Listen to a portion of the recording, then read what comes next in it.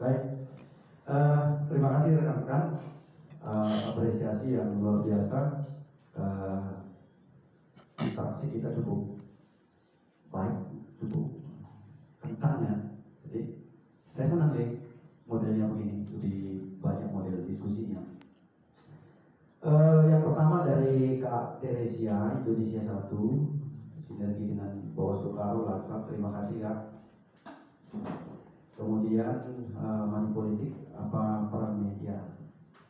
Jadi secara tupoksi Bawaslu itu punya 3 strategi dan dalam 3 hal ini akan selalu kami buka sampai nanti berakhirnya pencoblosan. Yang pertama itu pencegahan termasuk sosialisasi ini, termasuk upaya dalam rangka jangan sampai ada pelanggaran, pencegahan. Yang kedua pengawasan.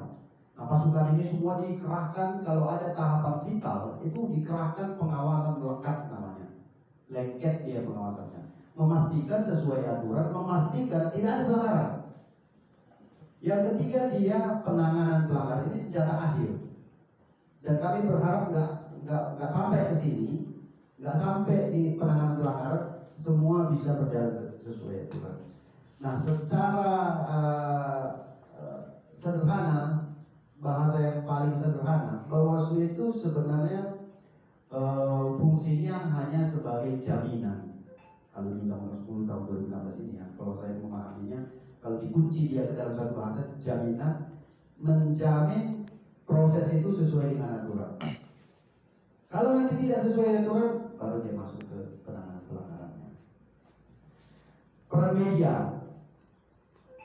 ya kami berharap sinergi juga dengan 3 hal.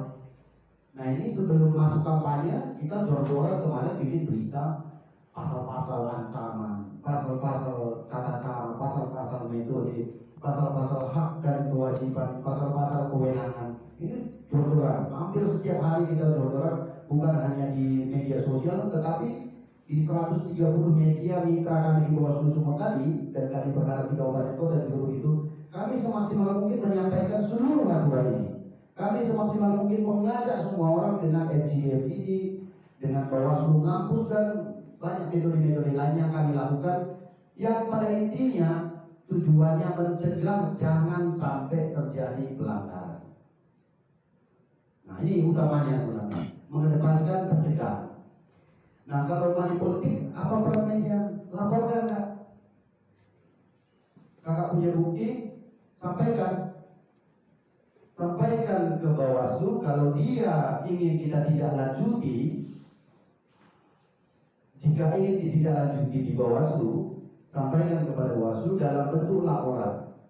Kalau nanti, jadi Bawaslu dalam melakukan penanganan pelanggaran itu ada 2 pintu. Satu pintu laporan, satu pintu temuan. Pintu laporan ini biasanya lebih cepat. Kenapa? Karena kami dikasih jeda waktu 3+2, 3 hari, tambah 2 hari kalau dibutuhkan. Kalau tidak kami jalankan, ada sanksinya sama kami, bahkan sampai pemecatan. Sehingga kenapa? Sehingga kami itu selalu mengedepankan menyelesaikan pintu laporan. Kalau dia informasi temuan atau informasi awal dari media, dari surat-surat dan segala macamnya, kami punya waktu 7 hari. Jadi kami secara aturan itu lebih memilih pintu laporan duluan kami selesaikan, sehingga ada kesan seolah-olah Bawaslu menunggu gitu. Sebenarnya tidak. Ada perangkat yang di dalam yang secara otomatis dia sudah kerja, Pak. Masuk laporannya 3 hari atau 5 hari itu udah harus ada statusnya, Pak. Dan mekanisme penanganannya juga sudah ada. Nanti bisa disampaikan Bang Iman mungkin melalui grup WA, alur penanganan pelanggaran. Bahkan mungkin disediakan aja form apa itu, Bang? Form laporan, sehingga teman-teman bisa dimudahkan. Begitu ada temuan misalnya, teman-teman tinggal isi dan kasih KTP dan sampaikan udah. Nanti biarkan Bawaslu yang akan melakukan tata caranya. Di luar tata cara itu kami juga nggak bisa. Kenapa? Karena kalau di luar tata cara itu nanti peserta pemilu ini kan pintar, Bang. Kita kalau kasus Karo misalnya, kita jangan membayangkan orang-orang di Bawaslu Karo ini yang hanya kita hadapi. Begitu ada masalah, itu nanti DBP yang sering muncul di TV itu turun semua itu Pak.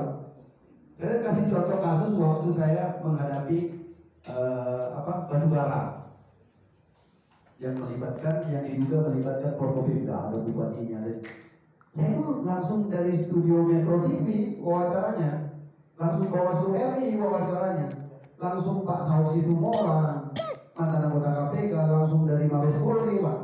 Kasusnya batu bara. Nah sehingga kami itu harus sangat berhati-hati dan tepat dalam melakukan penanganan. Nah untuk itu kami selalu mengedepankan pencegahan, jangan sampai terjadi. Atau begini, ada informasi akan bagi-bagi uang dana. Kami itu mengedepankan bagaimana supaya jangan jadi. Karena kalau itu jadi, nanti repot energi kami akan luar biasa masuk ke situ Pak. Tekanannya sama kami itu akan luar biasa. Abang bayangkan misalnya satu temuan saja, misalnya satu laporan yang belum tentu benar enggaknya, itu kami itu dari demo nanti berjilid-jilid bisa jadi demo. Nah ini dinamika yang kami hadapi, sehingga Bawaslu itu selalu mengedepankan pencegahannya. Itu mungkin yang bisa kita lakukan. Nanti teman-teman Kabupaten Karo akan menyediakan form itu. Kasih aja KTP-nya, syarat formil material itu kan secara undang-undang kami harus penuhi. Ada pelapornya, ada identitasnya, ada alamatnya, ada objek atau ada orang yang dilaporkan dengan jelas, sehingga kami bisa dengan cepat.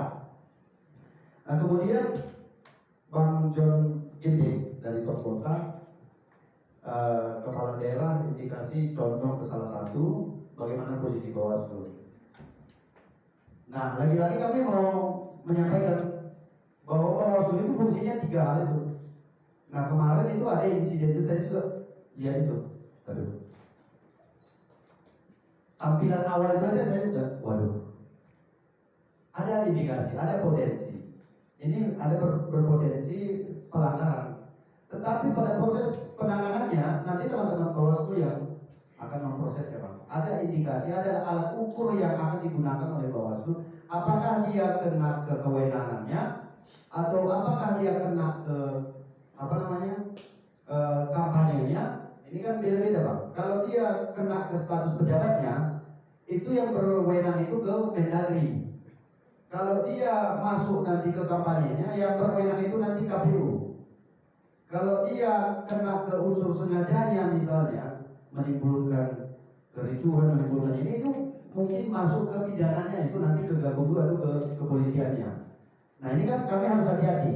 Nah dalam rangka itu kami minta tolong kepada media, kalau misalnya dalam proses penanganan itu mungkin nanti berbeda dengan soal kecepatan informasi tadi.